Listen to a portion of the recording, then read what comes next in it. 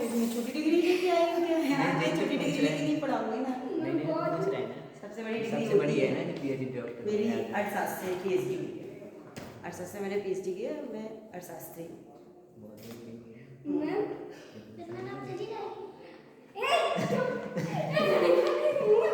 जब तक मेरी पढ़ेगी जब तक रहेंगे फिर चली जाएंगे। हाँ सही है। हाँ मैं अपने गवर्नमेंट कॉलेज से ऐसी बात है। मैं उस बात की मुझे बेहद खुशी है कि जब तक अंजनी निराश होती है तब तक मैं सबके लिए मर जाएगी। तो जाने वाला तो जाना ही होता है, प्रोग्रेस करना है तो कहीं ना कहीं तो सेट होना ही होता है। वो तो है, ये तो मैं भी मानती हूँ, इतना भी मुंगाया में नहीं पढ़ना चाहिए, लेकिन जब तक मैं कब से पढ़ाई कर रही हूँ, मेरी 70 ईयर्स में मैरिड हो गई वाह इंटर्स में, और मैंने जब से अपनी कंटिन्यू स्टडी रखी है और आज मैंने इतनी बड़ी डिग्री ली। 17 साल में मेरी शादी हो गई थी जब मैंने इंटर के एग्जाम दिए। कौन कहता है कि शादी के बाद पढ़ाई नहीं की जाती? मैं इस बात को अपने आज साबित करके दिखाती हूँ। मेरे बच्चे भी हैं 2, एक लड़का लड़की है, तभी मैंने अपनी पढ़ाई नहीं की। मेरा काम करने मेरा मन था, मैं पढ़ती हूँ। अभी भी मैं इंग्लिश एमए से कर रही हूँ, मेरा मैं एमए चल रहा है इंग्लिश से। पहले मैंने इतनी बड़ी डिग्री ली तो क्या हुआ, पढ़ाई कभी ख़त्म नहीं करनी चाहिए, कभी ना कभी तो काम आएगी।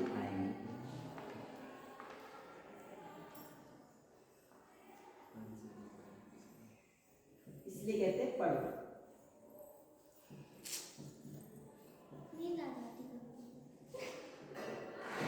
आज हम चाहते तो हम पढ़ाई बंद कर सकते थे, लेकिन मैंने की नहीं। वाह,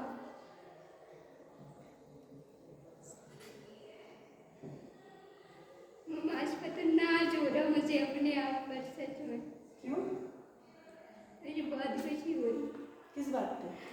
इस बात पे कि तो अपने हमें पढ़ाते हुए भी और इतना सारा काम होने के बावजूद भी सब देख जानते हैं, महिलाएं क्या होती हैं, दोहरी भूमिका निभाती हैं। दोहरी जानते हो? हमसे कल क्वेश्चन पूछे गए थे कि दोहरी भूमिका क्या होती है, क्योंकि मेरा सब्जेक्ट ही महिलाओं के ऊपर रहा है। मेरा सब्जेक्ट था मध्य प्रदेश के, क्योंकि हम इकोनॉमिक्स स्टूडेंट हैं तो सारा आर्थिक लेके चलना होता है। आर्थिक विकास में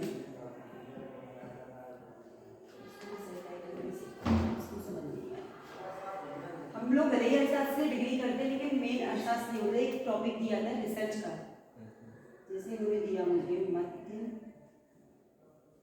प्रदेश,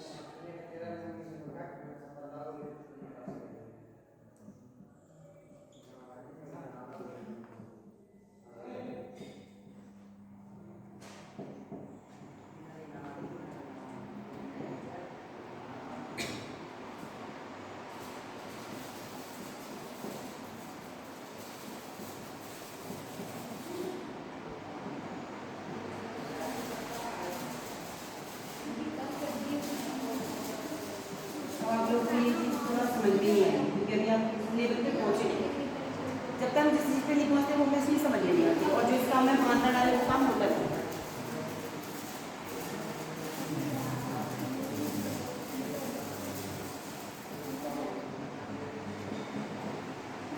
ये हम लोग का टॉपिक रहता है, जिससे हमें थीसिस लिखनी होती है, इतनी मोटी किताब लिखनी होती है, रिसर्च करना होता है।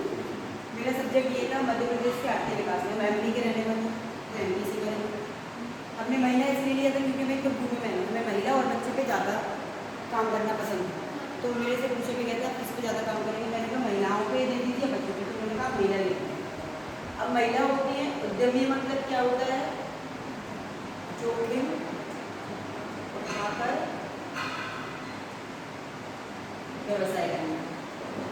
ठीक है, आर्थिक मतलब क्या होगा, हमारा इकोनॉमी हो गया। तो जो मध्य प्रदेश के आर्थिक विकास में महिलाओं का क्या योग, महिलाओं का योगदान।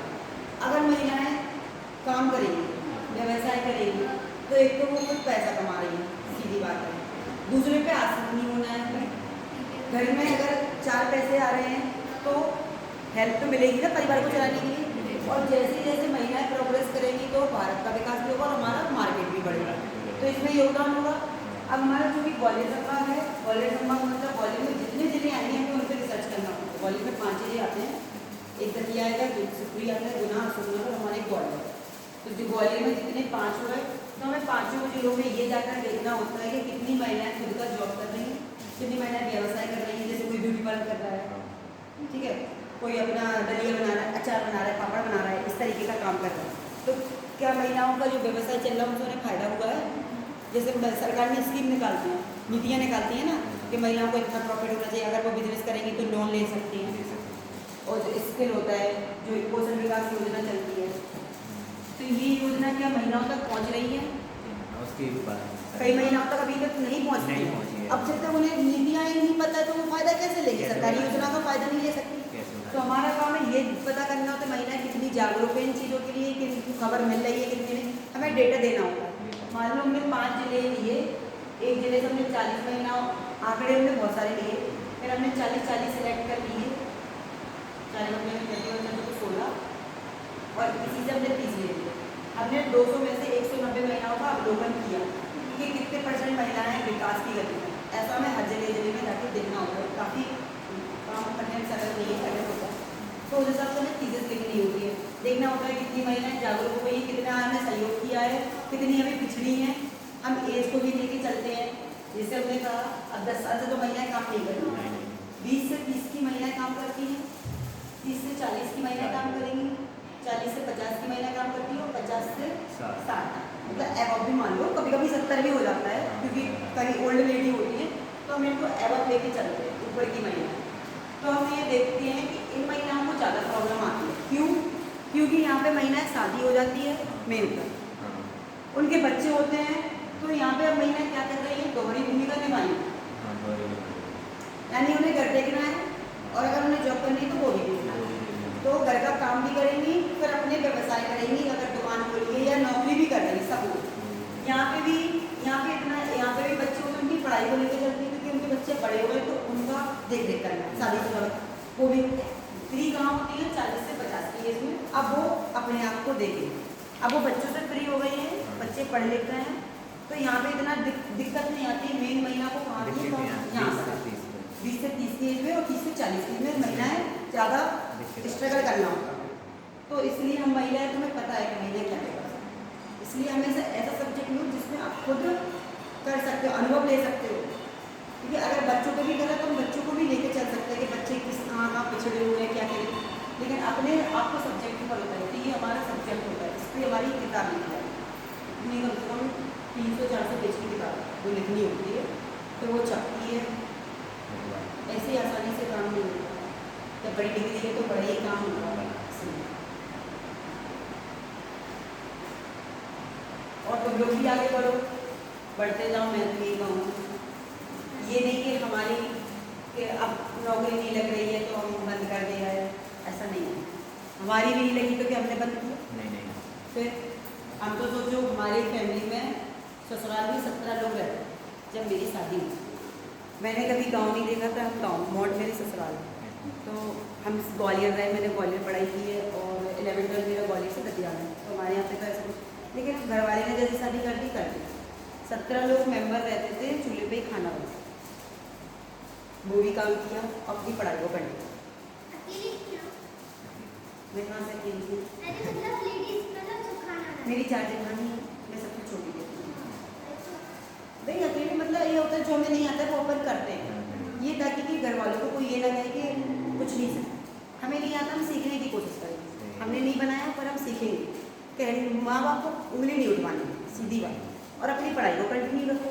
अब यहाँ पे हम पढ़ाई छोड़ सकते थे, मैं मोट से झांसी आती थी, झांसी से फिर दतिया जाती थी कॉलेज, ये मेरा दतिया कॉलेज था, और उस टाइम बस का ही काम होता था, रोड पे ही जा रहे थे, हम ट्रेन तो नहीं पकड़ेंगे, और उस टाइम हम लोग के टाइम कमांडर भी चलती थी, जीप टाइप की गाड़ी, मतलब कॉलेज के लिए, फिर टांगा टैक्सी पकड़ो, 2 टैक्सियाँ बदलनी होती थी, पूरा 1 दिन लग जाता कॉलेज का, ये रहता। और हमने सरकारी कॉलेज से पढ़ाई की, हमारा प्राइवेट कॉलेज था, हमारा सरकारी ही सारा चलता था। ये मेरी जीवाजी यूनिवर्सिटी से, वो भी सरकारी, तो प्राइवेट तो मेरा कुछ है ही नहीं कि प्राइवेट वाले तो जाएंगे नहीं, यहाँ पास कर दें, गवर्नमेंट में तो हमें जाना ही होता मिलता है, सीखने को भी तो मिलता है, जाएंगे तो कुछ सीखने को भी तो मिलेगा। जाने का कष्ट नहीं होता, जब सीखने को मिलेगा तो जाने का इसलिए कष्ट इसलिए होता है क्योंकि हम एक मेरिट है, हमें ससुराल की तरफ से जाना होता है, अकेले भी मेंटेन करना होता है, फिर आना भी हम ज़्यादा लेट भी नहीं जा सकते, ज़्यादा देरी से नहीं कर सकते, ये रहता है ना। और फिर हमारे यहाँ पे कोई पढ़ा नहीं है, ससुराल में मेरी जेठानियाँ नहीं पढ़ी हैं, 4-4, 5-5 क्लास तक पढ़ी हो, क्या पढ़ा है, भाई सब लोग भी नहीं पढ़े, तो सबसे ज़्यादा हायर एजुकेशन मेरे पास है। जेठ लोग भी 10 तक पढ़े हो, तो 10 की क्या वैल्यू सर वो 10 पढ़े, पर हम तो पढ़ते रहे ना, हमें तो पढ़ना था ना, अभी भी पढ़ेंगे हम तो, पढ़ते रहेंगे। पढ़ाई को क्या है, कब तक थोड़ी ना होती है, जितना पढ़ेंगे तभी तो हम बच्चों को पढ़ाएंगे, हम नहीं पढ़ेंगे तो बच्चों को कैसे जाकर पढ़ेंगे। क्या सोच रहे हो कि अब नहीं पढ़ना? ये सोचना कि पढ़ना, ये सोचना कि नहीं तो पढ़ना। परेशानी ना तो सबकी ज़िंदगी में आती है, क्योंकि सुख दुख तो इंसान के लिए बने, एनिमल्स के लिए बने, पर वो हमें कह नहीं सकते, सही है। हम कह सकते हैं।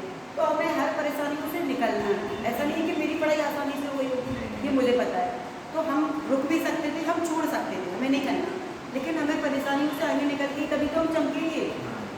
अगर हमें चमकना है तो परेशानियों से लड़ना, और अगर नहीं चमकना है तो खाओ बैठो, आगे जाके तुम्हें फिर परेशानी आएगी।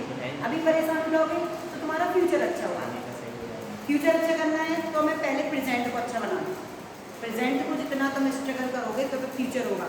अगर तुमने प्रेजेंट में स्ट्रगल नहीं किया तो फ्यूचर तुम्हारा बेकार ही है, बस फिर रोना ही है जिंदगी, क्योंकि एज अगर निकल जाती है ना तुम पढ़ाई कर सकते हो, करो फिर कसरा डालो, सीधी बात है ना। इसलिए एज ही रहते पढ़ाई, क्योंकि पढ़ाई में एज भी रहती है कि आपको इतने साल तक ये डिग्री करनी है, पेपर देना है,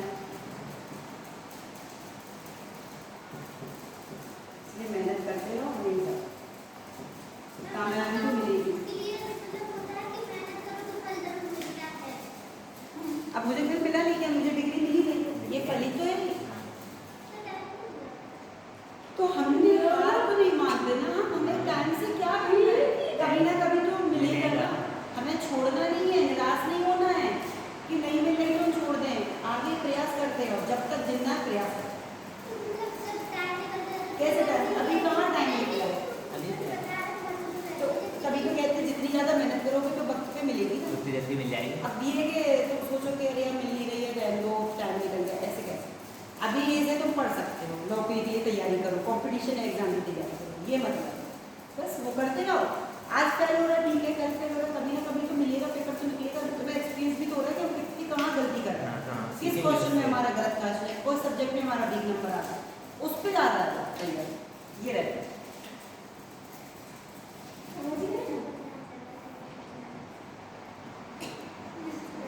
क्योंकि आप लोग के पास तो काफ़ी चीज़ें, मोबाइल से जानकारी ले सकते हो, नेटवर्किंग के लिए हम लोग के टाइम तो मोबाइल का बिना था ही नहीं, किताबों से ही पढ़ना।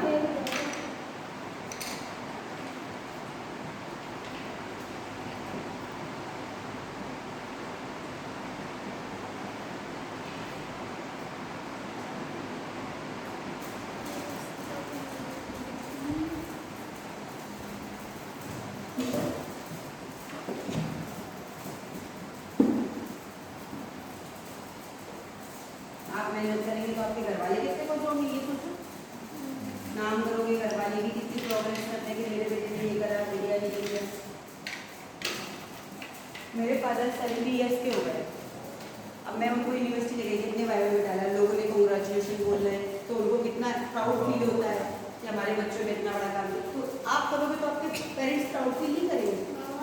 फिर चलो शिक्षा के कार्य देखते हैं हम, शिक्षा के बारे में तुम लोग सब जानते हो, ठीक है, पीछे इधर जानते हो शिक्षा क्या है, ये लो, शिक्षा क्या है, शिक्षा क्या करती है, हमारा बौद्धिक विकास करती है, ये सब बता दिया। अब शिक्षा के काम है कि शिक्षा का काम क्या क्या है, तो मेन आता है हमारा व्यक्तिगत विकास। व्यक्तिगत मतलब हम क्या होंगे, खुद हमारा विकास होता है कि नहीं होता है, हम जितना शिक्षा को प्राप्त करेंगे हमारा उतना ही विकास होता जाएगा। अगर हम प्राइमरी लेवल की शिक्षा प्राप्त करेंगे तो उतना ही विकास होगा, आपकी कैपेसिटी सोचने की शक्ति उतनी रहेगी। जैसे जैसे आप आगे की एजुकेशन ले जाएंगे तो आपका बौद्धिक विकास और बढ़ जाएगा, आपको सोचने समझने की व्यक्तिगत विकास बढ़ता जाएगा, अच्छे से और चीज़ डील करेंगे। आप एक प्राइमरी क्लास के बच्चों को एक क्वेश्चन पूछिए, वही क्वेश्चन आप 8th के बच्चों से पूछिए, तो दोनों के आंसर अलग अलग होंगे, क्योंकि उसकी सोचने की क्षमता उतनी ही है प्राइमरी लेवल तक की, मिडिल क्लास की उतनी है, हायर एजुकेशन की उतनी रहेगी। वो अपने स्तर से शब्दों में बदलाव करेंगे।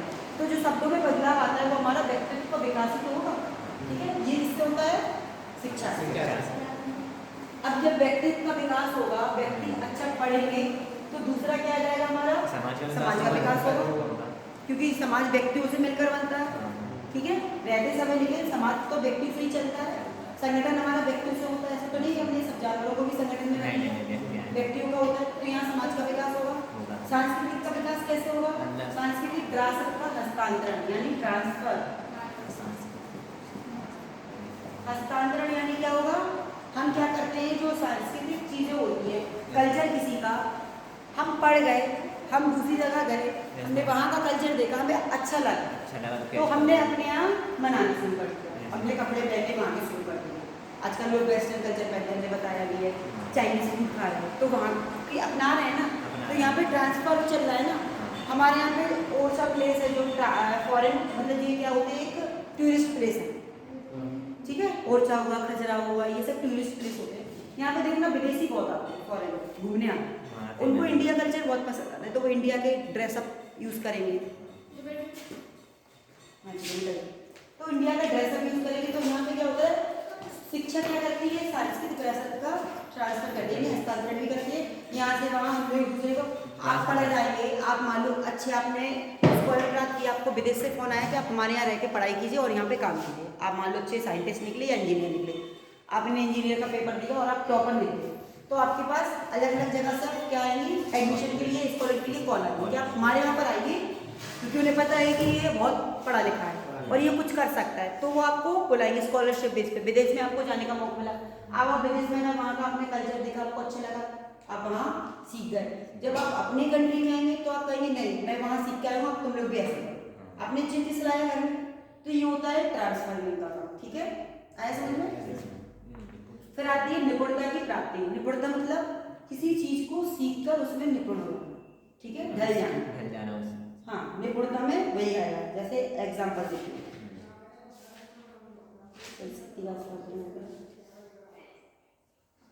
जैसे आपको कोई काम बहुत अच्छा आता है, मान लो आपको सिलाई का काम बहुत अच्छा आता है, आपने सीखा नहीं है, लेकिन आपके अंदर ये क्वालिटी है कि आप कर लेते हो बिना सीखे। आपको सिंगिंग का काम आता है, आप गाना गाने में बहुत निपुण है, ड्राइंग में बहुत निपुण है, आपको 10 बच्चों के सामने कॉम्पिटिशन, आपका सबसे अच्छा ड्राइंग निकला, जो एक्सपर्ट आए उन्होंने चेक किया कि ये बच्चे ने कितनी अच्छी कला निकाली, तो वो अपने पास ले जाएंगे, सिखाएंगे, आप सिखाएंगे कि आप इन बच्चों को भी सिखाएं, जिससे और बच्चे ट्रेंड होंगे और उनमें भी एक्टिविटी निकल के आएगी, ठीक है, उनमें जो कला है वो आगे निकल के आएगी। तो अपने काम में जो निपुण हो रहा है किससे, शिक्षा से। शिक्षा क्या सिखाती है, अगर आप जिस काम को करने जानते हो उसको और बेटर तरीके से करो, तो आपके अंदर की जो कला है वो निकलेगी और आप दूसरों को भी सिखा सकते हैं, और इसमें अपना क्या करेंगे, नाम भी कमा सकते हैं, क्योंकि आपका नाम होगा जब आप अच्छे सीखेंगे। फिर है मानवीय मूल्यों की प्राप्ति। मानवीय मूल्य मतलब क्या हुआ, बताओ, कोई समझाओ, मानवीय मूल्य क्या मूल्य? मैं तो बोल रही हूँ मानवीय मूल्य, बोलो ना, दिखना क्या है। मतलब जैसे हमें धार्मिक हिंसा नहीं करनी चाहिए, हमारे मूल कर्तव्य क्या है, कर्तव्य क्या होता है, देश की धरोहर की सेवा करना, ठीक है, तिरंगे का सेवा करना, ये कर्तव्य में तो आते हैं। अधिकार अलग होते हैं, राइट्स अलग होते हैं, और हमारे कर्तव्य अलग। तो कर्तव्य हमारा क्या होता है, जो हमारे विरासत है, जैसे किला हुआ, हिस्टोरिकल प्लेस, उनकी हमें क्या करनी होती है, रक्षा करनी। ये नहीं कि हम उन्हें हार्म करें, जगह जगह दीवारों पे नाम लिख देते हैं, ये गलत, उनको हम नुकसान करेंगे। तो जो फॉरेन लोग आते हैं, जो मेहमान आते हैं, अतिथि कौन होते हैं, हमारे विदेशी होते हैं, वो कई लोग, यहाँ के लोग कैसे, तो हमें उनको नुकसान नहीं है, तोड़ना नहीं चाहिए, क्योंकि कब की सालों 200-300 सालों से चली आ रही विरासत है, उन्हें तोड़ देंगे तो लोग कैसे देखेंगे कि हमारे यहाँ पे क्या क्या हुआ था, ठीक है।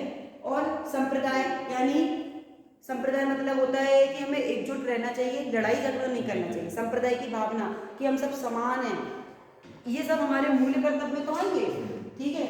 आत्मविश्वास जगाना, सेल्फ डिपेंड बनना, दूसरा भाग्यवाद, यानी सेल्फ डिपेंड मतलब खुद कुछ कर सकते हो, हमें डिपेंड नहीं रहना दूसरों पे, ये नहीं कि घर में पड़े हैं बस खा ही जा रहे हैं, खुद हमारे 4 पैर हैं, हम अपनी बॉडी हमारी मशीन होगी, जितना ज़्यादा इसको चलाएंगे उस हिसाब से ये काम करेंगे। अगर आप हाथों का यूज़ नहीं करेंगे और 10 दिन बाद आप हाथों से लिखेंगे तो आपका हाथ दर्द होगा, क्योंकि ये मशीन है, जाम हो जाती है। दौड़ते अगर रोज रहते हो तुम रनिंग पे जाओ और नहीं जाते हो, मान लो तुमने किसी दिन दौड़ लगा तो तुम्हारे पैर जाम हो जाए। ठीक है। तो बॉडी एक मशीन होती है, ऐसे दिमाग का जितना यूज करोगे उतना बढ़ेगा। अब जिन्हें भी कुछ गलत चीज़ों में दिमाग लगा देते हैं तो वो उस हिसाब से प्रोग्रेस करता है। तुमने कहा चोरी चकाटी में लगा ले, उसमें भी तो दिमाग ही चाहिए भाई। चोरी करनी है तो सफाई से करो ना, कि तुम्हारा सबूत ना छूटे। सही, उसमें भी दिमाग लगाना तो दिमाग लगाना तो मतलब जी गलत है, लोग गलत में भी दिमाग लगाते हैं। हमें हिंसात्मक काम नहीं है, अहिंसा पे चाहिए, सीधी बात। तो ये काम नहीं करना चाहिए। तो ये क्या होते हैं हमारे मानवीय मूल्यों की प्राप्ति, मतलब हमें ये अच्छी आदतें सीखनी चाहिए, नैतिक कर्तव्य सीखने चाहिए, लोगों का आदर करना चाहिए, बड़ों से रिस्पेक्टफुली बात करना, छोटों को प्यार देना, ये नहीं कि गलत शब्द बोल रहे हैं हमें रिस्पेक्ट ही नहीं करना है, कोई ज़्यादा उसकी लग नहीं करनी है। निस्सहाय लोग, मतलब जो जैसे बूढ़े बुजुर्ग हैं वो निस्सहाय माने जाते हैं, हमें उनको भी देख रेख करनी चाहिए। कोई जा रहा है तो उसको ये नहीं कि हम मजाक उड़ा रहे हैं, तो हमें इस तरीके के काम करते रहना चाहिए। ठीक है। सामाजिक संस्कृति, सामाजिक संस्कृति मतलब होता है समाज से एक मनोवैज्ञानिक प्रक्रिया, जो एक प्रक्रिया है व्यक्ति समूह अपने भौतिक पर्यावरण के साथ। सामाजिक मतलब होता है जो हम समाज में रहते हैं उनसे मिलजुल कर रहना चाहिए। ठीक है। ये नहीं कि हम समाज से अलग जाए। कभी कभी कुछ काम हमें समाज के अकॉर्डिंग ही रहने करने होते हैं। जैसे हमारे पेरेंट्स हैं, वो हमें कैसे सिखाते हैं कि बेटा समाज के हिसाब से, चाहे वो पड़ोस भी समाज ही कहता है तो हम क्या कहते हैं, पड़ोस के हिसाब से। कोई कुछ तुमसे कहे ऐसे काम मत करो कि लोग तुम पे उंगली उठाएं। तो हमें समाज के हिसाब से रहना होता है, कभी कभी उनके हिसाब से ही चलना होता है। हम समाज से अलग जाएंगे तो समाज हमें एक्सेप्ट नहीं करेगा। ठीक है। भले ही हमारी जिंदगी है। अब आजकल की युवा पीढ़ी क्या कहती है, यंग जो लोग होते हैं वो क्या कहते हैं, हमें किसी से मतलब नहीं है, हमारे माँ बाप भी कुछ मतलब नहीं, हमारी जिंदगी हमें जीने दो। पर ऐसा नहीं है, माँ बाप अगर तुम्हें नहीं लाते क्या तुम जीते फिर? सही बात। तो कभी करो, ठीक है, आपको लाइफ दी है भगवान ने, आप जियो, पर ऐसे काम करो जिससे लोगों को प्रॉब्लम ना हो। आपकी लाइफ में ठीक है, आप सेल्फ डिपेंड हो और आपकी लाइफ में हमें बार बार नहीं मिलती तो जियो भले ही, पर लोगों को उस हिसाब से करो कि दूसरों को नुकसान हो। मतलब माँ बाप का सर नीचा ना हो, हमेशा प्रोग्रेस वाले काम करो। आपकी जिंदगी अगर आप तरक्की करोगे तो माँ बाप आपको वैसे कहेंगे कि बेटा तुम अपने हिसाब से काम करो, वो खुश रहेंगे। अगर आप दुखी रखोगे तो फिर वो तो आपका साथ देंगे ही नहीं। तो ये होता है। ठीक है। राष्ट्रीय विकास, जाहिर सी बात है, सामाजिक में जब ये सब प्रगति कहेंगे तो समाज शिक्षा का कार्य क्या है, राष्ट्र का विकास। एक अच्छा राष्ट्रीय आगे तरक्की पे जाता है। अगर राष्ट्र का विकास सही नहीं होगा तो प्रोग्रेसिव नहीं होगा, फिर वो सब जगह नुकसान होगा, सामाजिक, राजनीतिक, आर्थिक सब जगह नुकसान देगा। तो राष्ट्र का विकास भी शिक्षा का एक काम होता है। अब आते हैं सामाजिक परिवर्तन का अर्थ, सोशल चेंज कैसे होगा।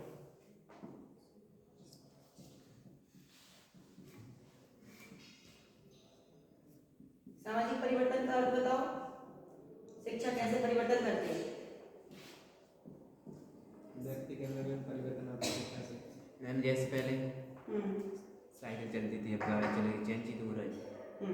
नई नई मशीनों का विकास, मशीन का विकास हो रहा है, अस्पतालों का विकास, सामाजिक परिवर्तन हुआ ना, ठीक है। परिवहन का विकास हुआ, टेक्निकल चीजें आई, पहले काम हम हाथ से करते थे, मशीनों से करते हैं। इससे क्या हो रहा है, समय का बचत हो रही है और जल्दी ही काम हो जा रहा है। कभी कभी हाथों से काम जो करते हैं वो भूल जाते हैं। हमने कोई फाइल बनाई, मान लो कंप्यूटर नहीं आता तो हम हैंड रिटन काम करते थे, हमने एक फाइल बना ली, दस्तावेज रख दी, अब बारिश आई गिर खराब हो गया, तो हमारा जो रिकॉर्ड था वो तो सब बर्बाद हो गया, चूहों ने बर्बाद कर दिया। अगर हम उसको कंप्यूटर में सेफली कर रहे हैं तो कभी भी ओपन कर सकते हैं, नेटवर्क के द्वारा हम पुरानी से पुरानी चीज़ों को खोज कर सकते हैं। अब हम कहेंगे कि 5 साल पुरानी फाइल है, पता नहीं वो सेफली है भी या नहीं, हमारा डेटा तो चला गया। तो इससे क्या होता है, नई नई चीज़ों का आविष्कार हुआ, तो ये समाज में परिवर्तन लाता है। परिवहन से क्या होता है, हम जल्दी पहुँच जाते हैं। हम बरसात में कच्चे रास्ते पे कितनी प्रॉब्लम होती है, गड्ढे भरे अलग हैं, हमें जाना है स्कूल में, पेपर है, भैया पानी भरा है, कैसे नहीं जाना, तो है पेपर तो हमें देना ही है, ये साल बर्बाद नहीं हो तो, लेकिन हमें परेशानियाँ होती हैं। अगर हमारे पास वाहन है, सड़कों को अगर हमने पक्का कर दिया तो आदमी को चलने के लिए, मानव को चलने के लिए आसानी होगी। ठीक है। कभी कीड़े पतंगे भी बैठ जाते जो रास्ता खराब होती है। दूसरा जैसे आता है यातायात के साधनों का नगरीकरण, नगरीकरण का कैसे होगा, जो गांव है वो किस में चेंज हो रहे हैं, नगरों में, शहरों में, नई नई बिल्डिंगें। अब हम कच्चे घरों में रहते हैं, बरसात के समय में दिक्कत होती है, गर्मियों में भी दिक्कत होती है, और अगर वही मकान पक्के हैं तो हमें कोई दिक्कत नहीं, बरसात में कोई दिक्कत नहीं है। तो ये सब हमारे क्या होते हैं, समाज के परिवर्तन में आते हैं। ठीक है। इनसे क्या होता है, सामाजिक परिवर्तन होता है। होता तो है। ये सब किसके द्वारा होता है? शिक्षा के शिक्षा द्वारा। के द्वारा। ठीक। नेक्स्ट आपका क्या आएगा? सामाजिक परिवर्तन की परिभाषाएं और राष्ट्रीय जीवन में शिक्षा के निम्नलिखित कार्य। तो जैसे तो ये तो होगा शिक्षा के कार्य। अब जो हमारा राष्ट्रीय जीवन है उसमें शिक्षा के क्या कार्य हैं? जैसे हमने बोला सामाजिकता की भावना का जागृत करना। सामाजिकता की भावना क्या होगी? या सामाजिक भावना क्या होगी? ये समाज में मिलजुल कर रहना, किसी के लिए भेदभाव नहीं रखना, कोई जाति हो या कोई इंसान निम्न कास्ट का हो, लोअर कास्ट, किसी के लिए भी भेदभाव नहीं रखना, सब एक समान है।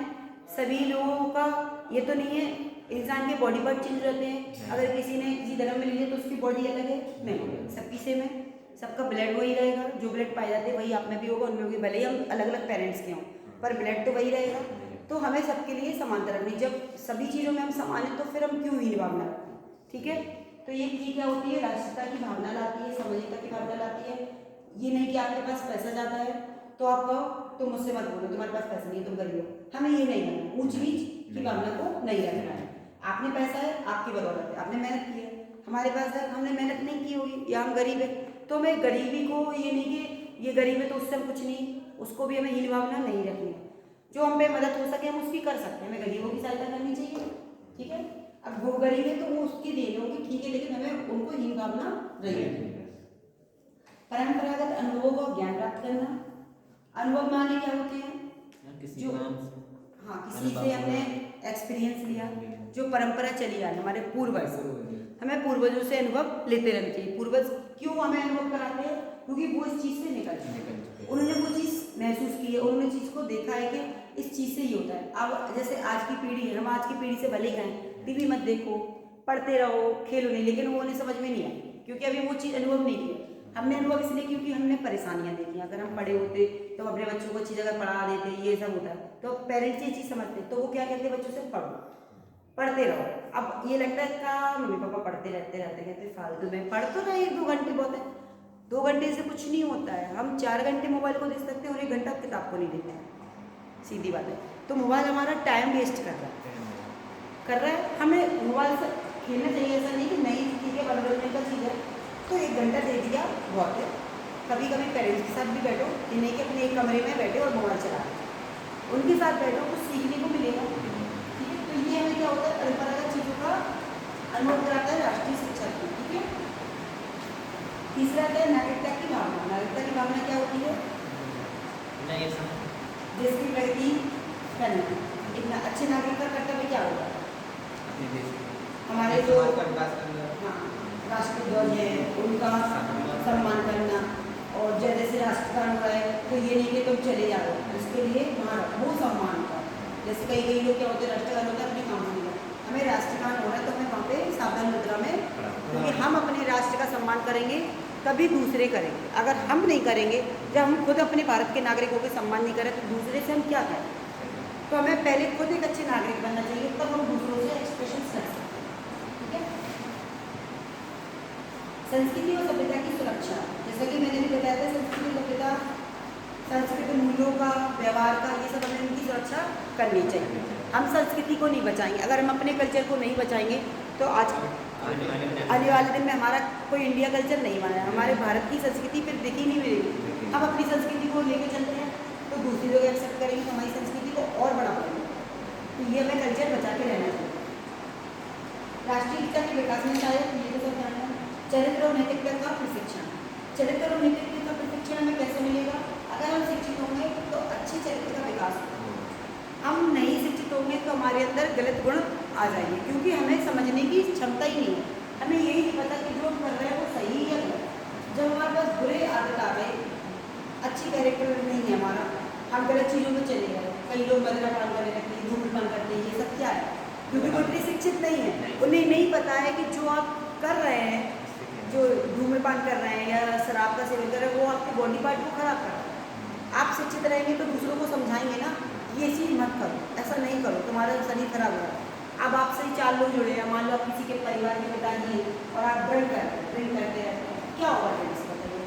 आपका तो बॉडी खराब हो, लेकिन जो बच्चों को पढ़ाई की चीज़ें किताब कॉपी मिलनी चाहिए, आप उस पर पैसा बर्बाद उसमें करें। चला जाता है। वही चीज़ बच्चों की पढ़ाई में लगाओ, वो कुछ सीख जाएंगे, 4 पैसे घर पे लाएंगे। क्योंकि आप पढ़े नहीं तो आपको काम ही नहीं मिल रहा, बेरोजगार है, बस आपको दारू पीना शुरू कर, ये तो गलत है ना। तो हमें क्या करना होगा? हमें शिक्षा के द्वारा लोगों को जागरूक करना होगा। आजकल तो कई स्कीमें खुल गई हैं जागरूक करने के लिए, तो पहले ये चीज़ें नहीं थी, तो एक शिक्षा नहीं थी ना पहले। अब तो शिक्षा बहुत है, क्यों निःशुल्क शिक्षा दी जा रही है? ज़्यादा से ज़्यादा मात्रा में शिक्षा लोग पढ़ेंगे तो रोजगार का विकास होगा, आर्थिक विकास होगा, फिर देश का विकास होगा। ये आपका एक चैप्टर खत्म, समझ में आ गया? शिक्षा के साथ छोटा सा इनका है मंजनी का तो हम